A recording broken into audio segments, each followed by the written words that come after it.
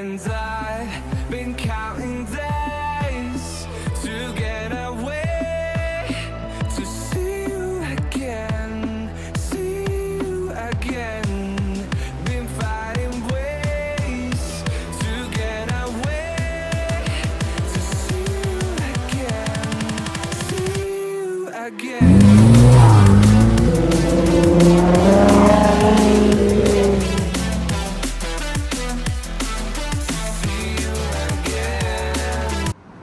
Today I'm going to show you a $20 million collection of Ferraris. And at first, when I came to Boardwalk Ferrari, I had no idea that I was going to see over 50 Ferraris here. Yes, that's right, 50 Ferraris. I've been to so many car events and I have not seen that many Ferraris all in one place. And last time I came to Boardwalk Ferrari, I already knew that this time I come, I'm probably only going to see about 5 Ferraris in the front and maybe a few in the service area, and at most I'll see about 8 to 9 Ferraris. But whenever I was taking videos of this, one of the workers came out to greet me, and as we were talking, I was telling him how I've been to a lot of showrooms before and I'd make a lot of videos where I go to each showroom and take a bunch of videos of the cars and go to car events.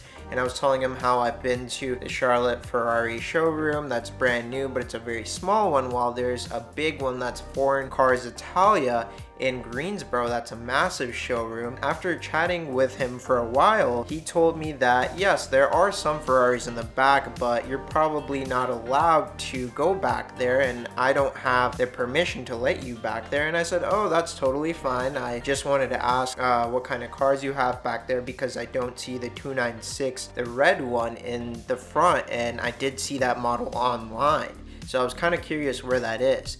And so he said, you know what, why don't you come follow me and I'll show you something in the back. And I thought, okay, he'll probably show me like a car or two. And we start going to the back, and he told me that, hey, I'm gonna show you some cars here, but you're not gonna be allowed to film all of them.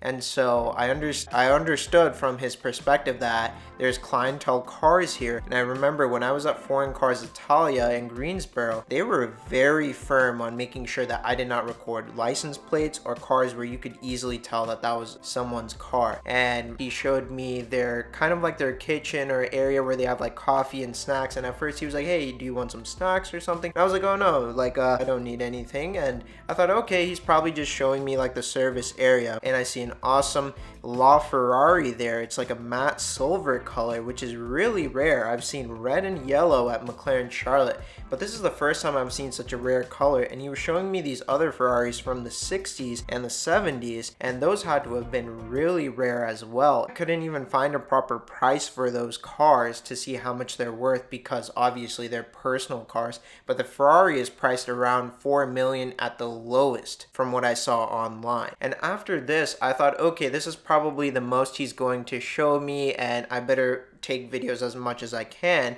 I didn't even know they had all these cars in the back. There's over 30 Ferraris out here, and he said that I was only allowed to film certain cars. Here's a blue SF90 that he said I couldn't record exactly, but I could talk about it.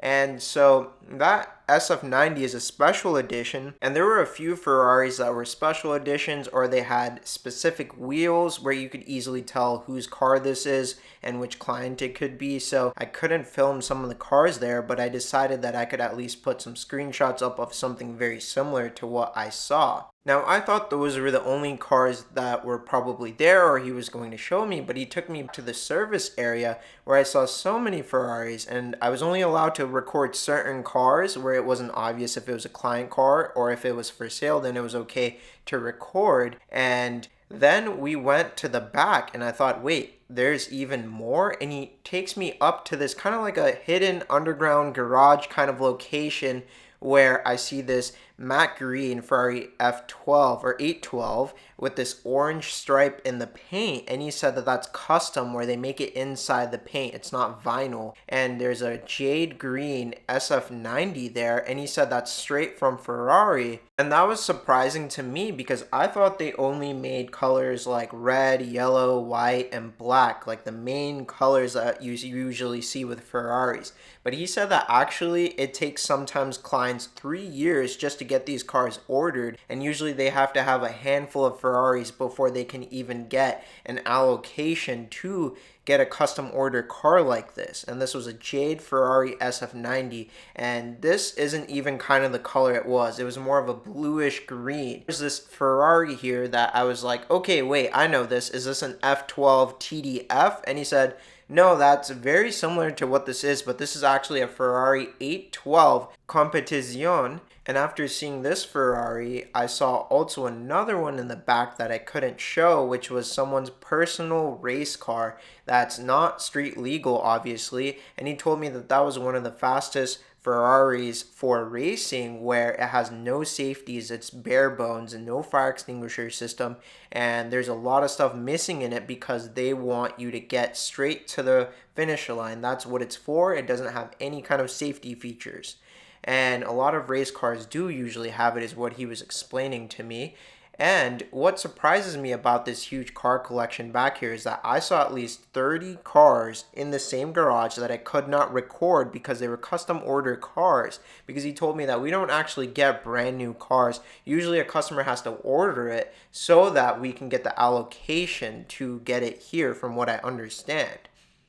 And he told me, you remember that 296 GTB that you were asking me about? Well, here it is. Here's the 296 that you were asking me about. And I was like, oh wow. So after showing me all these cars, I finally see the one that I was talking to him about. So I thought that was pretty funny. And what surprises me is that there's so many cars in Dallas that people probably don't even know about. They're probably investment cars or just collector cars that the clientele wants to stay very low key about and stay anonymous that they own these Ferraris, is what I'm understanding, because you don't see them at car events. So that means they probably stay stored away in a garage. And here's this really nice